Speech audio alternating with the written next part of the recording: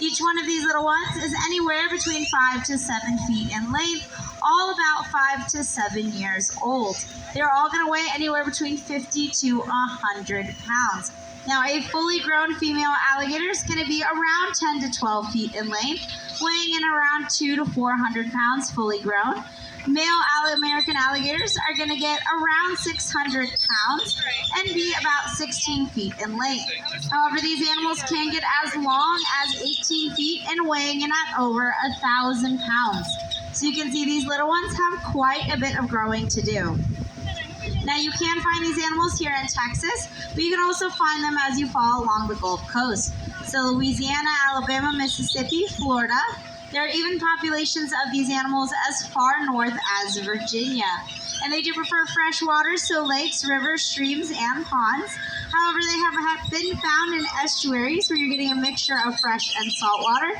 If you've been in Texas the last few years, we've actually had 2 consecutive years where an American alligator that was tagged from Florida was found on Padre Island, which is one of our barrier islands here. So it just goes to show how much they can tolerate when it comes to salinity as well as habitat. Now, these animals are cold-blooded, so what that means is that they rely on their external environment to regulate their internal temperature. You and I, we are mammals, so on days like today where it's really hot, we're going to sweat to cool ourselves down. If we're cold, we shiver to keep ourselves warm. Alligators don't have the ability to do this, so their internal temperature is going to swing with the seasons. Now, here in Texas the last 2 years, we haven't really gotten a winter here. But the populations of these animals that live in places like Virginia where they get a true winter, they're going to go through something known as brumation. It's very similar to hibernation in bears. So during those winter months, when those temps start to drop, their internal temps are going to drop, their metabolism is going to slow down, and they're going to go entirely off of feed for those winter months. If they were to eat or consume any food during those winter months, it can actually end up rotting in their stomach just because their body cannot process it. Because of our weird winters here in Texas, we haven't seen true brumation with all of our gators the last few years. But in places like Virginia as well, in areas where lakes are going to be freezing over, you'll see these animals stick their nostrils right above that water line as it starts to freeze, so they can go ahead and continue to breathe air while that lake is frozen over. Something really cool that these animals do. Now, a lot of people always wonder what is the difference between an alligator versus a crocodile. Now, they are all crocodilians, so they are all under the same family. However, there are only 2 species of alligator in the entire world. You have the American alligator, and then you have the Chinese alligator. Now, Chinese alligator's max size is going to be about 5 feet in length, about the size that you're seeing our juvenile American alligators. They are still an endangered species, so for the variety of time, if you go to a facility, you see an alligator, it is more than likely going to be an American alligator.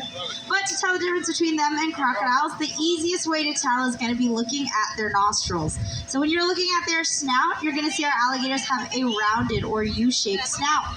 Crocodiles have a pointed or A-frame shaped snout. The next you can do is look at their teeth. When our alligators' mouths are closed, you're going to see some of their teeth, but you're not going to see all of them. Alligators have spots in their upper jaw for their bottom teeth to interlock into. Crocodiles do not have the ability to do this, so you're going to see all of their teeth all of the time. The last way you could tell is if you got really close to our alligators' heads, you might notice there are some small spots or pores on their head. These are sensory organs. They utilize it to take in information from their environment, mostly vibrations from either prey or during the breeding season. Crocodiles have those sensory organs all along their body, whereas alligators only have it on their head. That's why a lot of scientists believe that crocodiles are a little bit more easily agitated than alligators. It's just that they're a little bit more sensitive to their environment.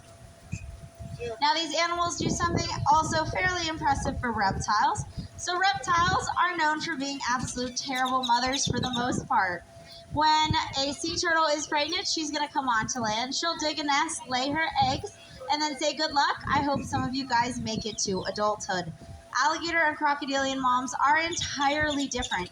So the moment she becomes pregnant, she's going to go ahead and come on land. She's going to build a nest that can be as long and as wide as 6 feet, and it's going to be made from a variety of vegetation. Now, once she lays her eggs in that nest, she is going to guard that nest with her life. Now, once those baby alligators are born, her job is not done. She will actually take them down to the water's edge on her back and in her mouth, and she's gonna look after them for up to 2 years' time. Again, almost unheard of in other reptilian species. If you were to come across a baby alligator and pick them up, they look a little bit like a lizard, but they start making this loud chirping noise. That chirping noise is not meant to intimidate you. It is actually calling for reinforcements. Although you may not see mom, she is nearby, and she is going to come looking to protect her baby. So no matter if you're seeing an adult or juvenile alligator, the best thing to do is just leave them be. Now, a lot of people do ask me as well. They say, Lexi, you work with these animals.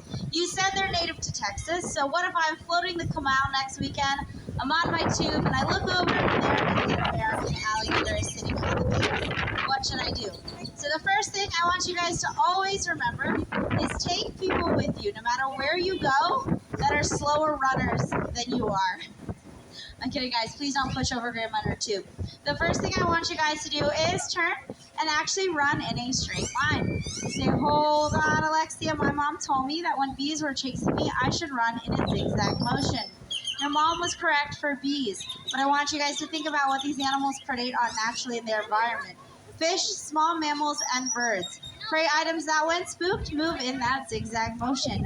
If you ever see these animals eat, they do not grab their food straight on. You're going to see them whip back and forth quite a bit, turn their heads to grab that food and bring it back into their mouth.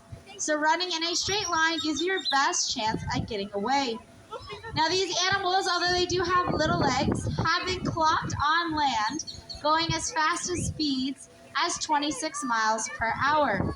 The fastest human was an Olympic sprinter clocked at around 20 to 21 miles per hour. So in a head-on sprint on land, you actually will not be able to outrun these animals. But if you were to come across a tree, you could climb that tree. These guys are terrible tree climbers. However, if that tree is by a body of water, I want you to look at that alligator and try to guess how long you think it might be.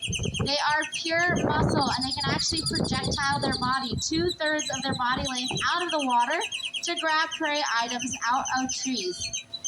For the most part, guys, though, if you come across one that's sunning itself, it's just trying to warm up. If you leave them alone, they are going to leave you alone.